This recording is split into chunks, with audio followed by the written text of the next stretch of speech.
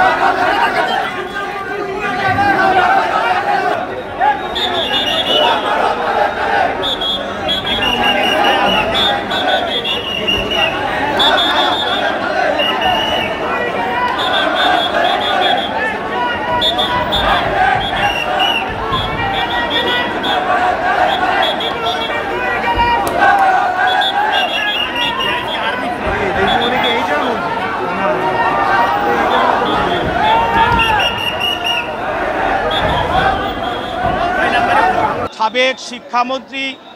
দীপু মনি এবং সাবেক এমপি আরিফ খান জয় দুইজনকে বিজ্ঞ আদালতে আজকে হাজির করা হয়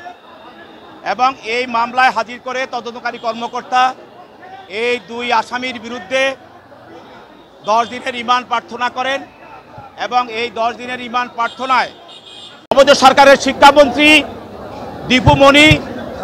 এবং সাবেক সংসদ সদস্য সাবেক সংসদ সদস্য জয় তাকে আজকে বিজ্ঞ আদালতে হাজির করা হয় এবং মোহাম্মদপুর থানা মামলায় আবু সাইদ হত্যা মামলায় তাকে এই আদালতে আজকে হাজির করা হয় এবং তদন্তকারী কর্মকর্তা এই মামলা তদন্ত করেন এবং এই মামলার আসামি 1 নম্বর আসামি শেখ হাসিনা, 2 নম্বর আসামি ওবায়দুল কাদের সহ আরও স্বরাষ্ট্রমন্ত্রী সহ অনেক আসামি এই মামলায় আপনারা জানেন 19 তারিখে আবু সাইদকে হত্যা করা হয়। তদন্ত কর্মকর্তার এই আবেদনের প্রেক্ষিতে বিজ্ঞ আদালত মামলার গুণাগুণ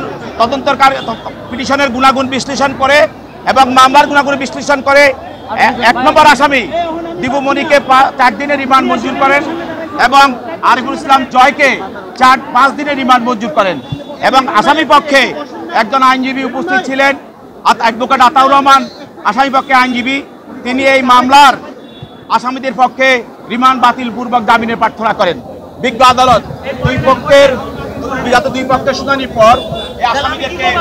রিমান্ড মঞ্জুর করেন এবং তদন্তকারী কর্মকর্তার নিকট তার কাছে